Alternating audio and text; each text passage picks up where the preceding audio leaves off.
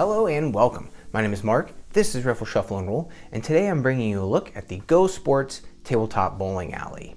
If it's your first time visiting the channel, be sure to hit subscribe and the bell so you're notified about new games every week. This product from GoSports really is just bowling brought down to fit onto your tabletop or the top of your bar. It's right in line with games like shuffleboard or crokinole, and it's pretty cool. So let's just dive in and let me show you what it's all about. So here we have the GoSports Premium Games Portable Mini Bowling Tabletop Game. Whew! Tabletop bowling. And this is a 4-foot long table. So you can see that the bowling alley itself is 4 feet long. Out of the box, you get the bowling alley fully assembled, instructions, a dry erase scoreboard for 4 players, a ramp, 2 bowling balls, which seem to be made out of the same material that magnets are made out of, but they are not magnetic.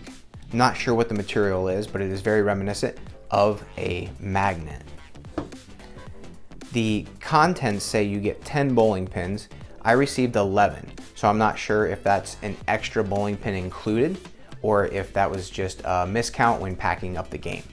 And you receive a pouch which holds all of the pins, the ramp, and the bowling balls. To set up for the game, place 1 pin on each black dot at the end of the bowling alley. As the ball is rolled down the alley and pins fall, they will be collected and placed in the gutter. A player has 2 options when bowling the ball down the alley. They may use the ramp, or they may use their hand to either roll the ball or flick it. The hand or the ramp is not allowed crossing the foul line. If either one crosses the foul line, then it is a foul and the player does not score those pins. Each player gets 2 bowls on their turn. So after the first ball is bowled, the same player or an opponent removes any pins that are knocked over from the lane, reset any pins that are off of their dots, and then the same player takes their second roll. They may adjust the ramp where they need it, aim, and release. If they pick up the remaining pins, that is a spare.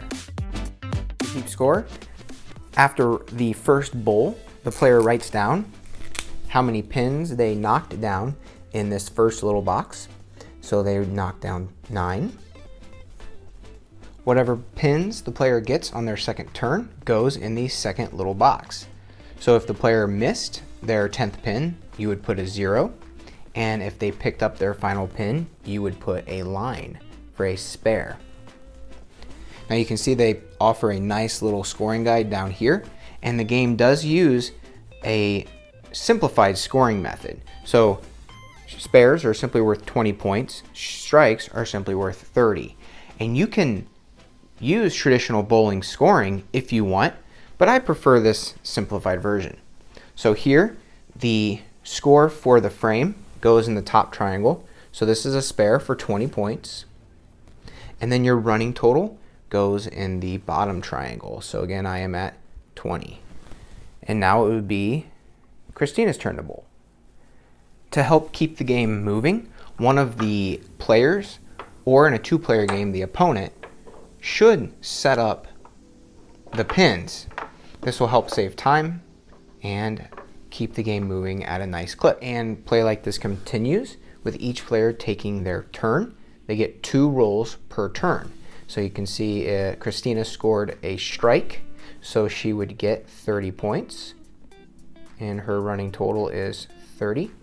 If a player misses pins, they earn 0, and then anything they pick up would go in that second box. Let's say I missed again, terrible bowler. So my score for that box would be 0, and my running score would still be 20. Christina scores another strike, so she gets 30 for the frame, and her running score would be 60.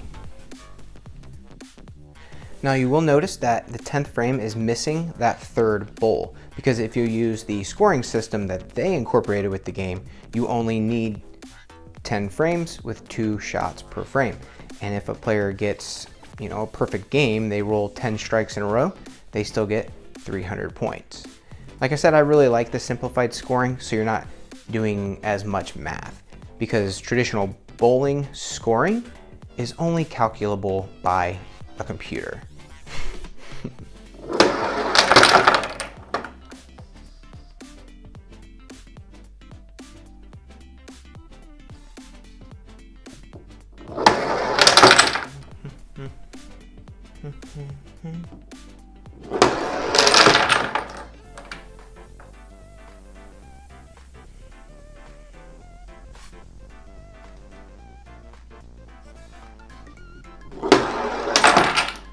Oh yeah. Oh yes. That's it. I mean, it really does speak for itself. Now, I do want to say that this thing is sturdy. It's sturdy. It's not the most expensive wood. You can tell it's pine and plywood, laminated board, but it is awesome. It's hefty, but not overly heavy. And I think the word portable is a bit of a stretch. I mean, yes, it can fit in your car. You could walk around with it, but it's not something you're going to be taking out with you. It's something that you might take to someone else's house. Like I said earlier in the video, this kind of fits in line with shuffleboard and crokinole and some of those awesome tabletop bar games that you can pick up. And like I said also in the beginning, I'm not really sure what the bowling balls are made out of. It feels like a magnet, but these things are pretty hefty. And the pins are also just a turned wood, and they're not too bad. They're pretty light, but I don't feel like they're going to break. The ramp is also, this is just laminated wood, and you can see that it's been, it was a couple pieces glued together and then laminated, cut and smoothed. It's really nice. They did a really good job. It's got a rubber foot to the bottom of it to keep it from sliding around. So once you have it positioned and in place, it's not going to budge on you very easily. So again, job well done. They took something that could have been a really premium priced product and they made it out of affordable materials, but they still made it really nice. I'm not concerned about this board breaking or being scuffed or marred. I feel like I can bring this out no matter how rowdy my group gets. We should be able to play this without anything happening to the game. Man, I don't know what else to really say about it.